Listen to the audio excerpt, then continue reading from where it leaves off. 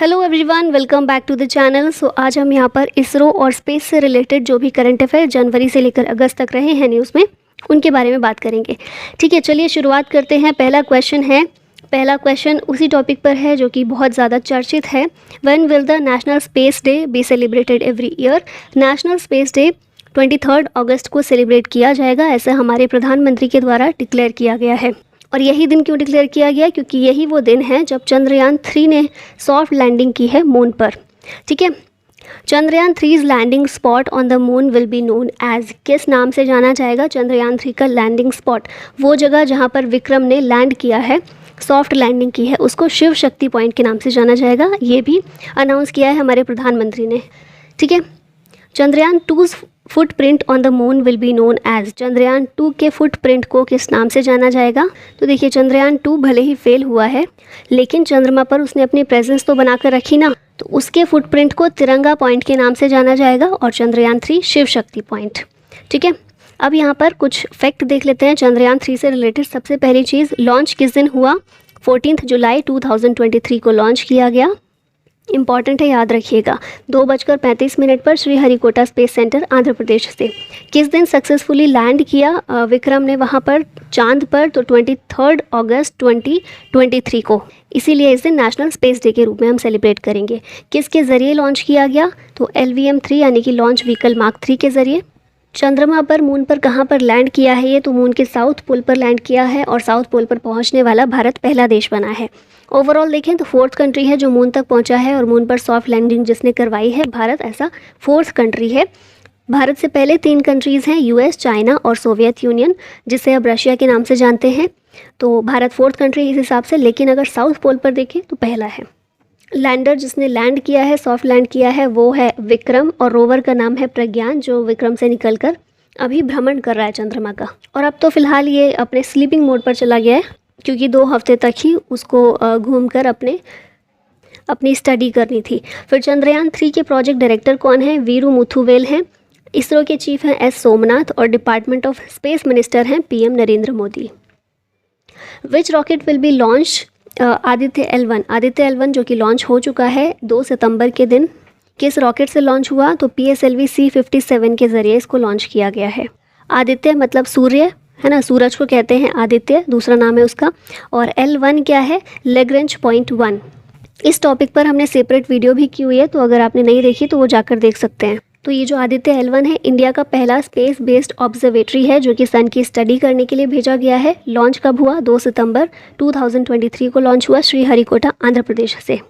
ये जो है L1 पॉइंट पर प्लेस हो जाएगा। आदित्य L1 जो भेजा गया है L1 पॉइंट पर प्लेस होगा, जो कि अर्थ से 1.5 मिलियन किलोमीटर दूर है, और वहाँ तक पहुँचने के लिए इसको लगभग 4 महीने लग जाएंगे, अप्रॉक्सीमेटली 4 मंथ्स ये लेगा L1 पॉइंट तक पहुँचने के लिए। प्रोजेक्ट डायरेक्टर कौन है आदित्य L1 के? ये हैं निगार शाजी, और प्रिंसिपल साइंटिस्ट हैं doctor Shankar Subramaniam. Next question है, XPoSat is the first polar mission of which country? XPoSat Bharat का पहला पोलर मिशन है, और अगर वर्ल्ड वाइड देखें तो 2nd पोलर मिशन है ये। भारत से पहले नासा का एक इसी तरह का, एक्सपोसेट तो नहीं लेकिन इसी तरह का है, नासा का इमेजिंग एक्सरे पोलैरीमीटर एक्सप्लोरर। 2021 में नासा ने इसको लॉन्च किया था, जो कि दुनिया का पहला पोलैरीमीटर मिशन था। अभी यहाँ पर हम देखते हैं भारत का पहला भेजा गया है, और वर्ल्ड का 2nd मिशन होगा इस तरह का ये, जिसका नाम है एक्सपोसेट। एक्सपोसेट की फुल फॉर्म क्या है? X ray polarimeter satellite. इसरो और रमन रिसर्च इंस्टीट्यूट दोनों के बीच कोलैबोरेशन के जरिए ये बनाया गया है। ठीक है, what is the name of India's first private rocket? India का पहला प्राइवेट रॉकेट, इसका नाम है Vikram S। Option B correct होगा। स्काई रूट एरोस्पेस के द्वारा इसको डेवलप किया गया है। इसमें जो इंजन यूज़ हुआ है उसका नाम है कलाम 80। इसका नाम भी याद रखिएगा, APJ अब्दुल कलाम के नाम पर इस इंजन का नाम रखा गया है। और क्या नाम है इसका? रॉकेट का पहला प्राइवेट रॉकेट इंडिया का Vikram S। When will be Shukrayaan mission launched by ISRO? ISRO के द्वारा शुक्रयान मिशन को लॉन्च किया जाएगा 2031 में, 2031 में। वीनस के लिए मिशन है जिसका नाम शुक्रयान रखा गया है, और भारत के अलावा US और ESA ये दोनों भी वीनस के लिए मिशन भेजने वाले हैं 2031 में ही। US का जो नासा का जो वीनस के लिए मिशन है उसका नाम है वेरिटास, और यूरोपियन स्पेस एजेंसी का वीनस का मिशन, उसका नाम है एनविजन। ये दोनों भी 2031 में जाएंगे। और इंडिया का शुक्रयान भी 2031। What is the name of the female humanoid robot of Gaganyaan mission? तो पिछले साल ये काफ़ी न्यूज़ में था रोबोट, व्योम मित्रा इसका नाम है। ठीक है, फीमेल ह्यूमनॉइड रोबोट है जिसे गगनयान मिशन के लिए तैयार किया गया है। अभी इसकी बात क्यों कर रहे हैं? क्योंकि अक्टूबर में इस मिशन के लिए ट्रायल स्टार्ट हो जाएंगे। ये 2024 में लॉन्च होने वाला है हमारा गगनयान मिशन।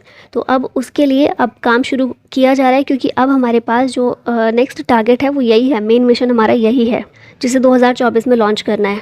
तो अब अक्टूबर में इसके लिए ट्रायल्स शुरू हो जाएंगे, जिसमें व्योम मित्रा एक स्पेशल अट्रैक्शन रहने वाला है। व्योम मित्रा जो शब्द है ये संस्कृत के 2 वर्ड से मिलकर बनाया गया है, जिसमें व्योम का मतलब होता है स्पेस और मित्रा का मतलब फ्रेंड, ये तो सबको पता ही है। तो ये संस्कृत वर्ड से डिराइव्ड है व्योम मित्रा। NVS-01 satellite was launched by which rocket? इसको GSLV F-12 ऑप्शन सी जो है इसके ज़रिए लॉन्च किया गया। NVS क्या है? तो ये हमारा नेविगेशन सैटेलाइट है। भारत का एक रीजनल नेविगेशन सिस्टम है ना, जिसका नाम नाविक है। तो नाविक के लिए बहुत सारी सैटेलाइट्स चाहिए होती हैं। तो अभी तक जो सैटेलाइट्स थी उनका एक लिमिटेड टाइम पीरियड था, एक समय के बाद वो काम करना बंद कर देती है ना, कुछ साल के लिए उनको भेजा जाता है। तो अब उनका काम, क्योंकि वो अपना काम करना बंद कर देंगी, तो नई सैटेलाइट्स की हमें ज़रूरत पड़ेगी अपने नाविक को चलाने के लिए। ठीक है, उसकी कंटिन्यूटी बनाए रखने के लिए। तो उसी में ये NVS सीरीज़ का पहला सैटेलाइट ये भेजा गया है, नेविगेशन सैटेलाइट GSLV F-12 के ज़रिए। ठीक है, नेक्स्ट यहाँ पर देखिए कुछ फैक्ट। तो इसरो ने सक्सेसफुली अर्थ ऑब्जर्वेशन सैटेलाइट 04 फोर्थ है इस सीरीज़ का, ये 4th सैटेलाइट है जिसको PSLV C-52 के ज़रिए लॉन्च किया। EOS-4 एक रडार इमेजिंग सैटेलाइट है। ठीक है, और 4th सीरीज़ है, ये मैंने बताया ही। फिर नेक्स्ट है चेन्नई बेस्ड अग्निकुल कॉस्मोस जो है, इसने अग्निबाण सब ऑर्बिटल टेक्नोलॉजिकल डिमॉन्स्ट्रेटर, एक लॉन्च व्हीकल का नाम है ये अग्निबाण, इसके इंटीग्रेशन प्रोसेस को सक्सेसफुली कंप्लीट किया है। नेक्स्ट है एलेना जियो सिस्टम्स। इसने क्या किया है? इंडिया का जो पहला रीजनल नेविगेशन सैटेलाइट सिस्टम है, इसके लिए एक डिवाइस इंट्रोड्यूस किया है जो कि प्रोवाइड करेगा precise direction for various infrastructure projects. अब इसको सिंपल तरीके से समझिए। इंडिया का जो रीजनल नेविगेशन सैटेलाइट सिस्टम है, इसके लिए ये जो कंपनी है एलेना जियो सिस्टम, इसने एक डिवाइस प्रोवाइड किया है। ये डिवाइस क्या करेगा? हमारे जितने भी इंफ्रास्ट्रक्चर प्रोजेक्ट्स हैं उनके लिए प्रिसाइज डायरेक्शन प्रोवाइड करने की ये कोशिश करेगा। ठीक है, फिर नेक्स्ट है APJ अब्दुल कलाम सैटेलाइट। इसको लॉन्च किया है doctor APJ Abdul Kalam international foundation और स्पेस जोन इंडिया के द्वारा इसको लॉन्च किया गया है चंगलपेट्टू डिस्ट्रिक्ट इन तमिलनाडु से।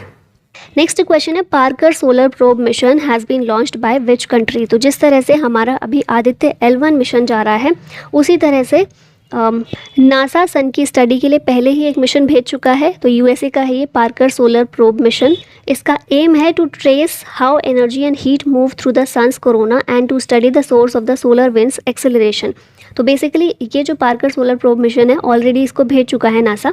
ये स्टडी कर रहा है कि किस तरह से सन के कोरोना से एनर्जी और हीट ये मूव होती है और किस तरह से सोलर विंड्स का सोर्स क्या है, सोलर विंड्स तो जो देखने को मिलती है उनका सोर्स क्या है, इन सब चीज़ों के लिए स्टडी ये करने की कोशिश कर रहा है।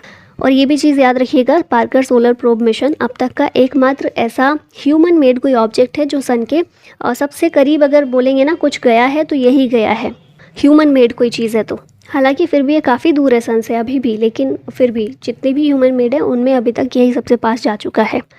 ठीक है, और बस याद रखिएगा Parker solar probe mission NASA का है, USA का है। Which countries Luna 25 mission failed recently? Luna 25 mission ये रशिया का है और ये मून मिशन है। मून के लिए जाना था, साउथ पोल पर ही जाने वाला था लेकिन फेल हो गया है और रॉकेट सोयूज़ 2 के ज़रिए इसको लॉन्च किया गया था। Which satellite has been jointly developed by ISRO and NASA? इन दोनों के द्वारा निसार सैटेलाइट को डेवलप किया गया है। निसार की फुल फॉर्म क्या है? NASA ISRO synthetic aperture radar. ये एक लो अर्थ ऑर्बिट ऑब्जर्वेटरी है जिसको 2024 में लॉन्च किया जाएगा। मिनिमम 3 साल तक ये सैटेलाइट ऑपरेट करेगी और ये मैप करेगी एंटायर ग्लोब को इन 12 डेज। नेक्स्ट क्वेश्चन है the world's most powerful rocket Falcon Heavy has been launched by whom? तो ये लॉन्च किया गया है SpaceX के द्वारा। ऑप्शन बी करेक्ट है। मोस्ट पावरफुल रॉकेट है ये अभी तक वर्ल्ड में और इसकी हाइट देखें तो 70 मीटर है, विड्थ है 12.2 मीटर और मास इसका है 14,20,788 किलोग्राम।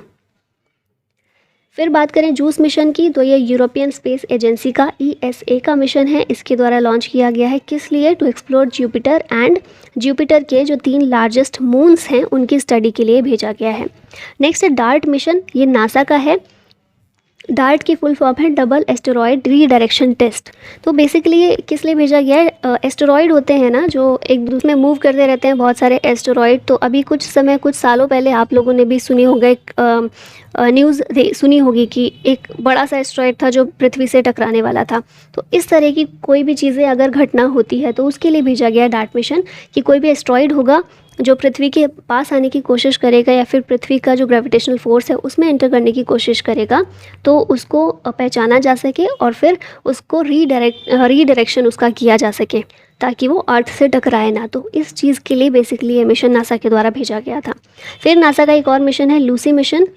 ये अपनी 12 साल की जर्नी पर गया हुआ है to observe 9 Jupiter trojans and 2 main belt asteroids. और इस तरह का ये पहला ही मिशन है जो नासा ने भेजा है, लूसी मिशन। फिर नासा का एक है आर्टेमिस 2 मून मिशन।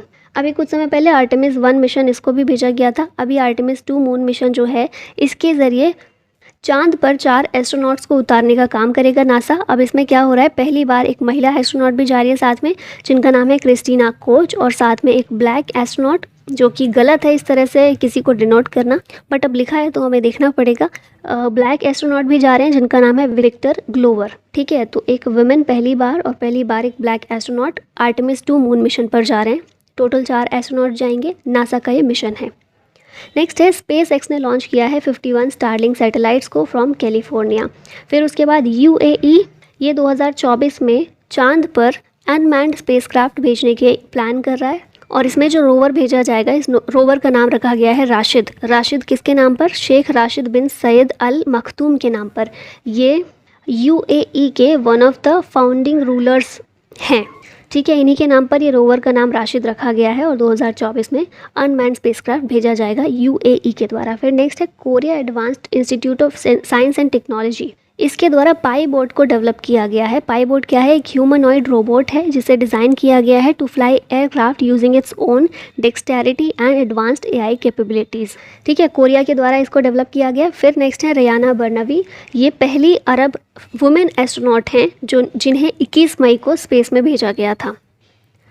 नेक्स्ट आते हैं क्वेश्चन पर, Draco nuclear fission powered spacecraft belongs to which country? तो ये बिलोंग करता है USA से, और जिस तरह हमारा DRDO है ना, उसी तरह से USA में एक बॉडी है DARPA।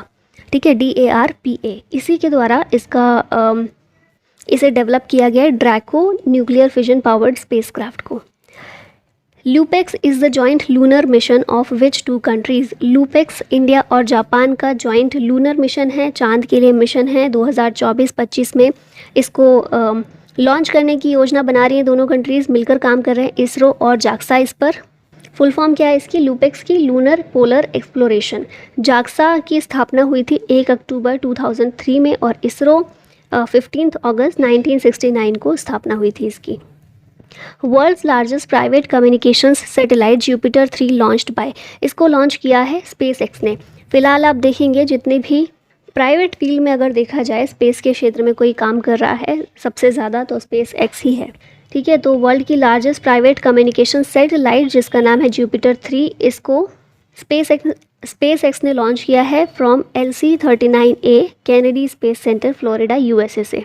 इसे इकोस्टार, ये आई थिंक 24 है, तो आप बताइएगा अगर मैं गलत हूँ तो, इस नाम से भी जाना जाता है और इसे डिज़ाइन किया गया है to provide gigabytes of connectivity to customers across North and South America. Who has recently launched the Euclid space telescope?